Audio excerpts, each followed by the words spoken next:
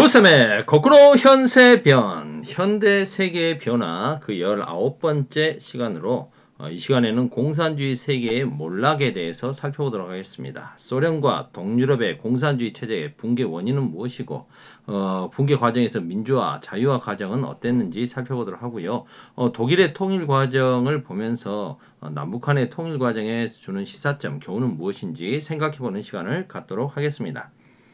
1970년대 말 소련 남서부의 카스피해와 흑해 사이에 있는 스타브로폴이라고 하는 지방에서 있었던 일입니다. 농업 담당 서기관이 승용차를 타고 지방 도로를 달리고 있었는데요. 그 앞에 감자를 운반하던 트럭이 가고 있었습니다. 근데 감자에 트럭에 실려있던 감자가 계속 떨어지는 거예요.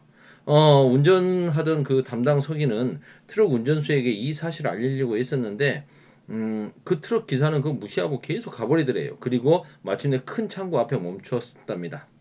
그러자 이 농업 담당 서기관이 트럭 운전사에게 따졌어요. 인민에게 줄 감자가 이렇게 떨어지고 있는데 왜 안 줍는 것이오? 그러자 이 트럭 기사는 이렇게 말했다고 하죠. 감자가 떨어지는 거 나하고 상관없어.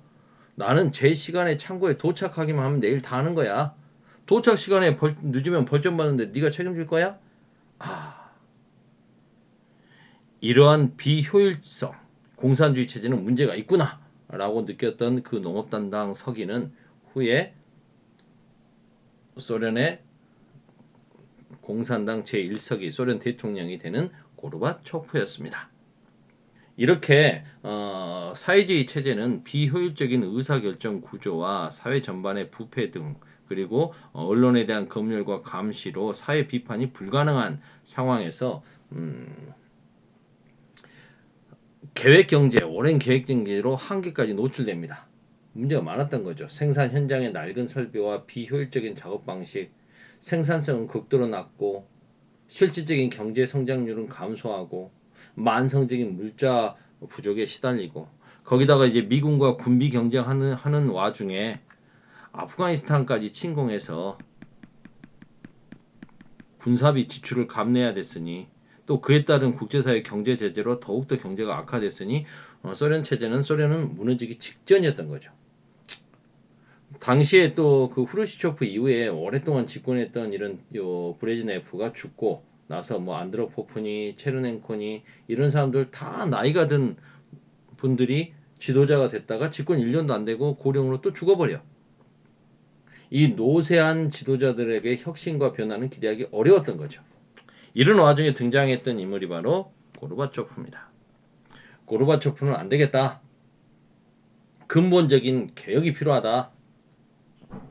공산당, 행정부, 군부의 최고급 간부들 가운데 무능하고 보수적인 인물들 무너뜨리고 몰아내고 정권 개혁적인 참신한 인물들 개혁해서 등용해서 뭔가 바꿔보자.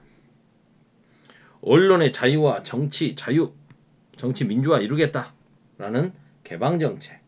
글라스노스트.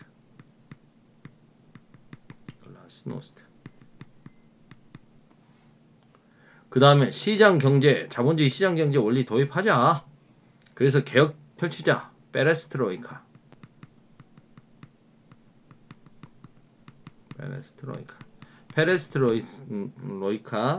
그 다음에 글라스노스트. 개혁정책, 개방정책을 펼칩니다. 그리고 아프가니스탄에서도 소련군을 철수시키죠. 그러자 이제 그 보수적인 공산주의 보수 세력들 당연히 반발하겠죠. 보수파의 반발이 좀 굉장히 심하고요.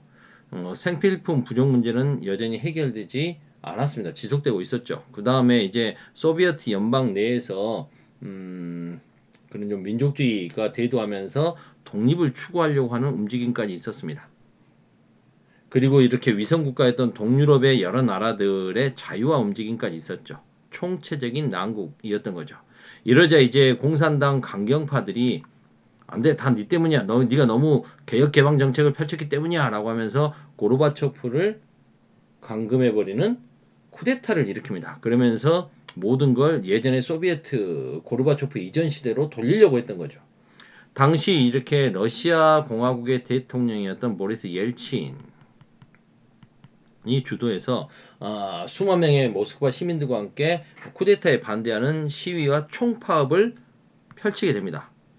쿠데타에 반대하는 반쿠데타 시위와 파업을 일으키게 되는 거죠. 그러면서 이제 공산당 강경파들이 일으켰던 쿠데타는 실패하게 됩니다.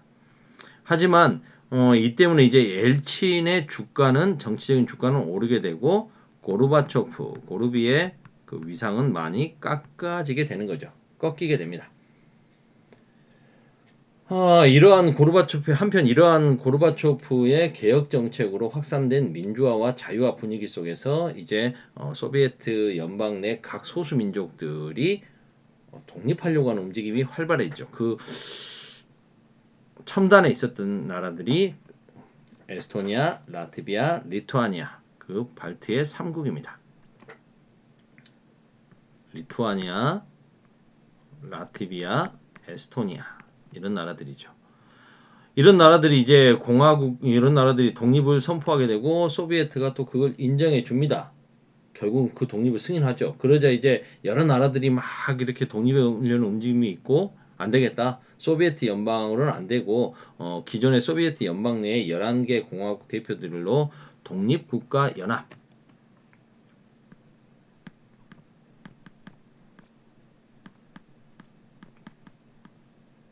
CIS를 출범하게 됩니다. 소비에트 사회주의 연방 말고 이제 각 나라들이 완전히 다 독립해 버리는 겁니다. 그 상태에서 이제 기존에 좀 우리끼리 좀 느슨한 연합체를 만들자라고 하는 게 독립국가 연합입니다. 그러면서 소비에트 사회주의 연방은 해체됩니다. 공식적으로 해체되는 거죠. 미국과 이렇게 냉전 체제를 펼쳤던 소련은 1991년 역사에서 사라진다.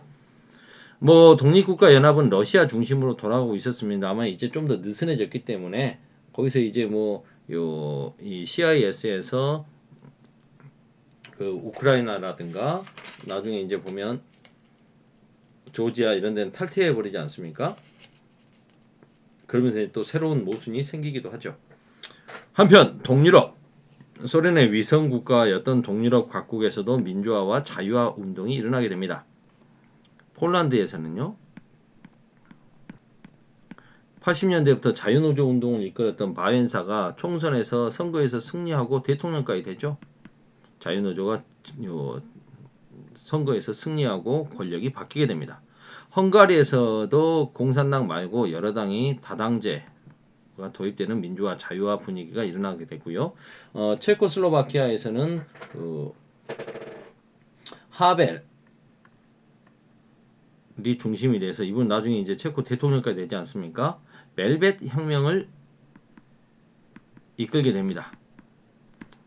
무혈 시민 혁명으로 결국 이제 이들이 권력까지 잡게 되는 민주화 운동이고요. 불가리아와 루마니아에서도 자유화 운동이 일어납니다. 이렇게 동유럽의 공산주의 위성국가 곳곳에서 민주주의, 민주화, 자유화 분위기가 만들어지고 그리고 이제 독일이 통일됩니다.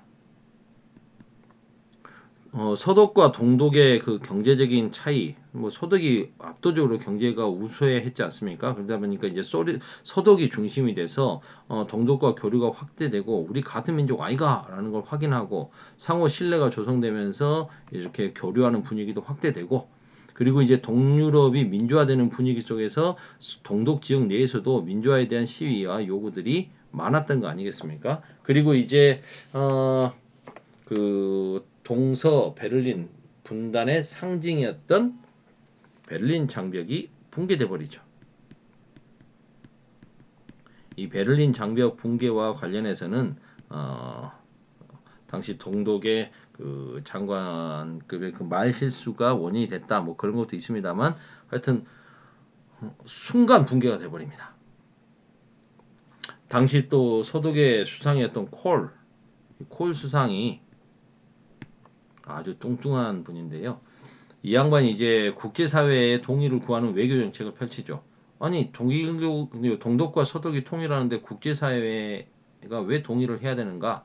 자기들 스스로 하는 건데 독일은 아시다시피 2차 세계대전을 일으켰던 전범 국가입니다.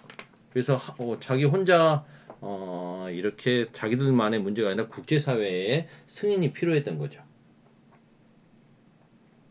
2차 세계대전의 패전국이었던 독일은 독일 전체와 베를린에 대한 권한과 책임을 갖고 있었던 승전국, 미국, 소련, 영국, 프랑스 이 네 나라의 동의가 있었던 거였죠.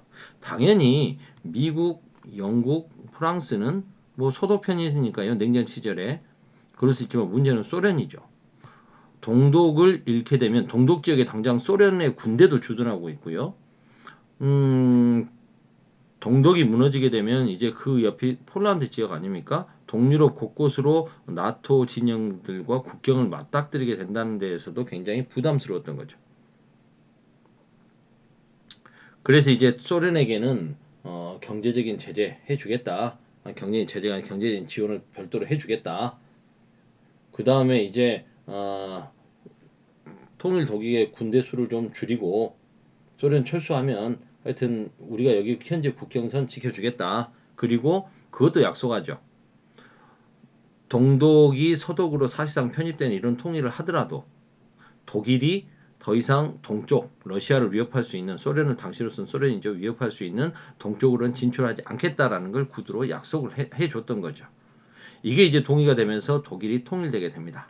물론 그 뒤에 이렇게 폴란드라든가 이런 나라들이 계속 나토에 가입한다거나 뭐 이렇게 되면서 러시아가 소련은 붕괴됐으니까 러시아가 이제 긴장을 하게 되고 그런 부분이 이제 우크라이나가 나토에 가입하겠다는 걸 적극적으로 추진하니까 우크라이나를 침공하는 상황에까지 이르죠. 그러면서 이제 푸틴이 뭐라고 합니까?